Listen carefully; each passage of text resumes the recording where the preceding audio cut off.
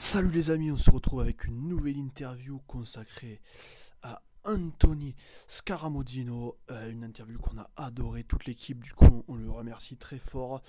Écoutez bien ce qu'il a à dire parce qu'il a un parcours assez impressionnant, on a adoré le garçon. Je vous laisse de suite avec les extraits choisis de l'interview, c'est parti. Du coup, est-ce que tu peux nous parler, Anto, de ton parcours et notamment ton passage à l'étranger? Plutôt que rester en Ligue 2 parce que j'avais plus la possibilité à 25 ans de rejoindre la Ligue 1. Ben voilà, de vivre une expérience à l'étranger. Donc 2 ans et demi passés à Chypre, après un dernier prêt 6 mois en Grèce, voilà, pour connaître la Super League. J'ai eu la chance de jouer contre l'Olympiakos, Panathinaikos, PAOK. Donc voilà, dans des stades fabuleux. Puis par la suite, en retour, l'opportunité, pareil, à 29-30 ans, de signer 2 ans de contrat au RC Lens. Donc de revenir en France pour la même occasion. Donc mes 2 ans à Lens, donc pareil, je passe de très belles années à Lens, on joue pour l'accession en Ligue 1. La deuxième année, ça se joue en goal à virage avec 3 justement. Donc et après à la suite, fin de contrat, il décide de renouveler l'effectif en grande partie et de repartir sur un projet de 2 ans. Et c'est là que je signe 2 ans à Laval, club qui vient de descendre en national, mais qui a pour objectif de remonter en Ligue 2. Donc voilà, on échoue la deuxième année, pareil, à 1 point face au Mans, donc sur la dernière journée. Et puis, pareil, 2 ans à Laval, on perd le statut pro et je rebondis cette année à Boulogne-sur-Mer. Ouais, Pour l'instant, on est actuel. J'ai vu, Pardon. Vas-y, je t'en prie. j'ai vu ça. Du coup, Boulogne, tu enchaînes quand même pas mal les matchs. Là, il y a eu cette coupure, malheureusement. Ouais. Franchement, moi j'aime bien ton style de jeu. Et moi, surtout, ce qui me plaît dans ton profil, c'est que tu es quand même assez. Tu peux jouer pas mal de postes. On voit que tu es plutôt défenseur gauche, mais tu peux jouer dans l'axe, aussi milieu gauche. Toi, tu te définirais quoi comme poste, ton poste fétiche, entre guillemets? Fétiche, bon, que ce soit entre défenseur central et latéral gauche, parce que moi j'ai été formé dans l'axe, que ce soit toute ma formation et en équipe de France en jeune, donc j'ai toujours évolué dans l'axe. C'est mon arrivée en professionnel avec Gernot Rohr qui m'avait dit que j'étais trop petit pour jouer dans l'axe, donc il m'avait déplacé à gauche, parce que Mhm. j'avais une aisance technique un peu plus développée que certains défenseurs, donc me mettre à gauche, ça n'a pas été un handicap, au contraire, parce que j'ai fait toute ma carrière en tant que latéral. Et même à début d'année à Boulogne, j'étais là encore latéral gauche, mais c'est vrai que pour un équilibre, on a eu des blessures on a eu des défenseurs centraux qui ont été blessés, donc j'ai dépanné dans l'axe. Et finalement, le coach a trouvé un équilibre comme ça, et finalement, il a décidé de me laisser dans l'axe. Donc, non, après, avec l'âge, bon là, à la fin du mois, dans 10 jours, j'ai 35 ans, donc c'est vrai que faire des allers-retours sur un poste de latéral, ben, c'est contraignant, et ma première année à Laval, j'ai eu beaucoup de blessures. Et c'est vrai que finir dans l'axe aujourd'hui, c'est une autre fatigue, c'est une fatigue mentale parce qu'on dirige, on contrôle, on parle beaucoup avec ses coéquipiers, c'est beaucoup sur l'anticipation. Donc, avec mon expérience, je commence à mieux gérer ce type de situation. Mhm. Donc, c'est des efforts différents. Je pense que au jour d'aujourd'hui, ça me convient mieux. Donc, ce qui me permet de durer, je vais avoir 35 ans, et ce qui me permet d'être toujours performant à 35 ans. C'est vrai que pour ce poste, c'est assez rare du coup qu'on voit les latérales souvent se repositionner en axe et toi tu continues à jouer ce poste et jouer quand même en national sur des terrains qui sont parfois un peu limites, Ouais, pas continuer évident. Ouais. à faire de gros efforts parce que moi je trouve, j'ai regardé des matchs, moi je regarde beaucoup le football amateur et le championnat national, c'est un championnat qui me plaît beaucoup. Moi je trouve que quand même avoir ces stats là quand on pourrait dire que tu as que 35 ans, avoir quand même marqué 5 buts, délivrer une passe décisive, c'est des stats très honorables. Franchement, moi j'aime bien ton profil qui est quand même, tu me diras le contraire si je me trompe, mais qui a quand même un profil combatif, qui est pas avare dans les efforts. Est-ce que cet état d'esprit, c'est depuis que tu es petit ou avec le travail, avec l'expérience que tu as eu cet état d'esprit? Non, je pense que ça, cet état d'esprit de bagarreur, de compétiteur, je pense que c'est quelque chose que j'avais de moi depuis tout petit parce que déjà, quand je jouais au foot avec mon père, bah, je tapais comme beaucoup d'enfants. Hein. Je me mettais pas à pleurer, mais beaucoup je m'énervais parce que je gagnais pas des jeux. Je suis pas un mauvais perdant, mais j'aime pas perdre. Non, je pense que ça, l'esprit compétiteur que j'ai, je l'ai toujours eu. Après, c'est justement avec l'âge, j'essaye de mieux le gérer, justement, de mieux gérer mes émotions des fois sur un terrain, des situations, parce que j'ai eu beaucoup de cartons rouges, justement durant ma carrière. Donc, garder cet état d'esprit, oui, je l'ai depuis tout petit. Mais justement, j'essaye de mieux maîtriser mes émotions au cours d'un match, justement, avec l'expérience. En effet, tu es un joueur d'expérience et encore plus par tes passages dans des clubs, parcours assez atypique, j'ai envie de dire, ces passages en Chypre, en Grèce. Est-ce que tu peux nous en parler? Comment ça s'est fait? Comment est le football là-bas? Parce que pour nous, amateurs du football français, c'est vrai que c'est pas une destination, enfin des matchs qu'on regarde le plus souvent. Est-ce que toi, tu as des souvenirs ou des anecdotes concernant le football là-bas?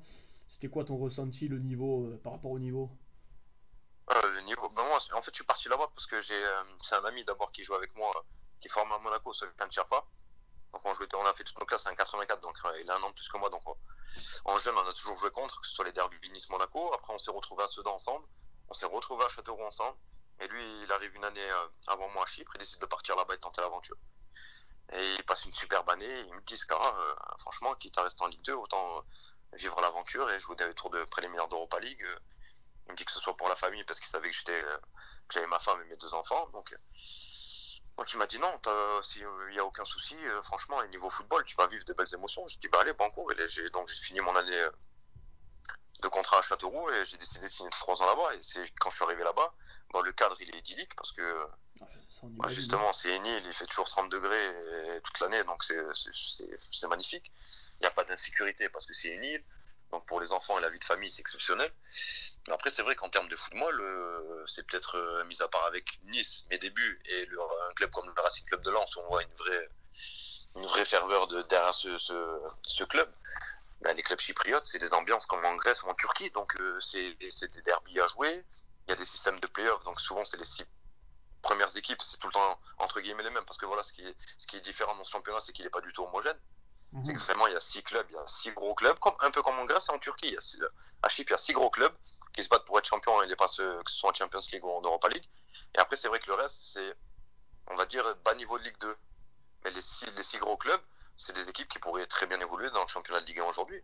Ah Parce oui, qu'on l'a vu avec l'élimination de l'OL à l'époque contre l'Apoel Nicosie, que ce soit en Ligue des Champions. Et on a vu Nice, ouais, justement, qui était justement, le venu jeu, en contre effet. Apollon Limassol. Et moi, j'y étais parce que, justement, à ce moment-là, j'étais à Chypre. On s'en Et souvient, on s'en souvient. ils ont perdu leur match. Donc c'est un championnat très relevé. Il y a beaucoup de Brésiliens, beaucoup de Portugais. C'est un championnat où il y a un petit peu d'argent, donc que ce soit pour des joueurs brésiliens ou portugais, même qui jouent en Ligue 1 portugaise, mais qui ne gagnent pas forcément des gros salaires parce qu'ils ne jouent pas dans les gros clubs, que ce soit Porto, Benfica et autres. Donc c'est un très très grand niveau. Aujourd'hui à Omonia, il y a Eric Boteac. On l'a Moi quand contacté j'y d'ailleurs. étais, il y avait le gardien, il y avait le Valverde, Rachid Mhm. Abdani, Kamel Meriem, Bertrand Robert. Il y avait pas mal de Français aussi. Donc non, c'est un championnat qui commence à être connu parce qu'il y a l'Apoel Nicosie qui est représenté chaque année en Ligue des Champions.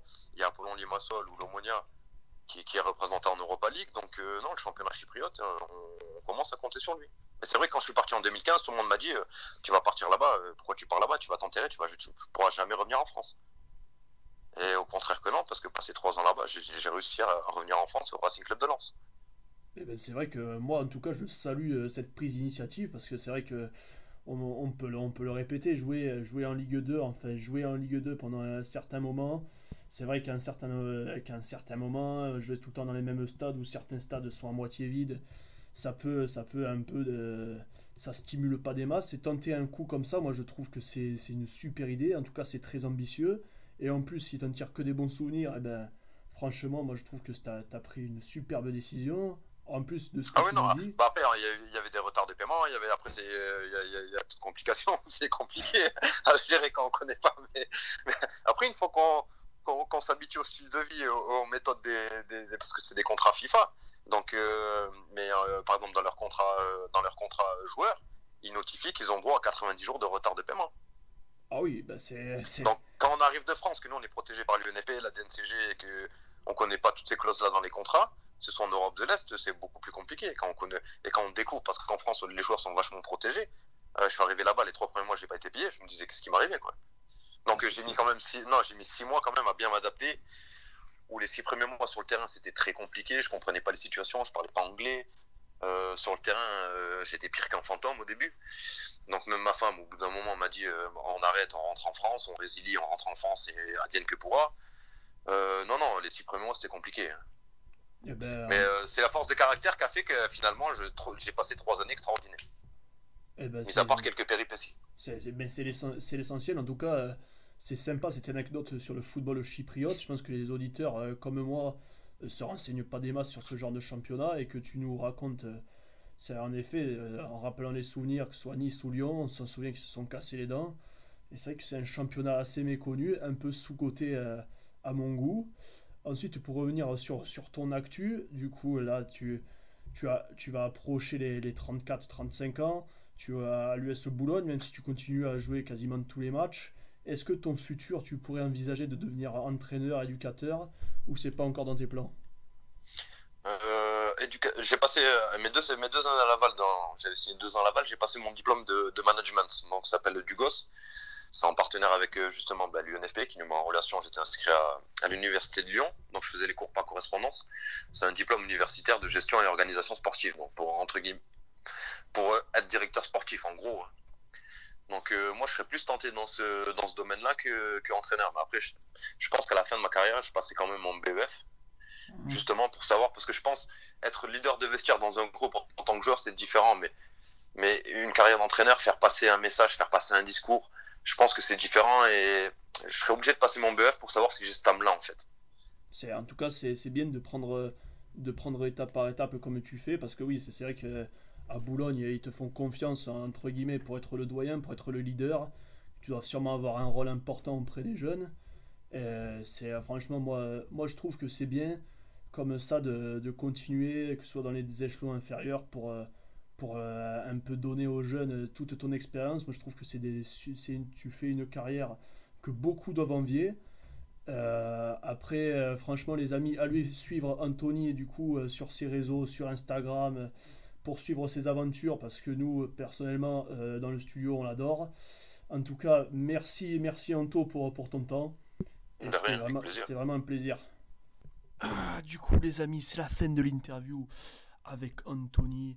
Franchement, on a passé un super moment. C'est vraiment un super garçon qui fait une carrière exemplaire. Franchement, nous, on a adoré les amis. Dites-nous en commentaire ce que vous en avez pensé. Nous, on s'est régalé. Du coup, encore une fois, on remercie du fond du cœur Anto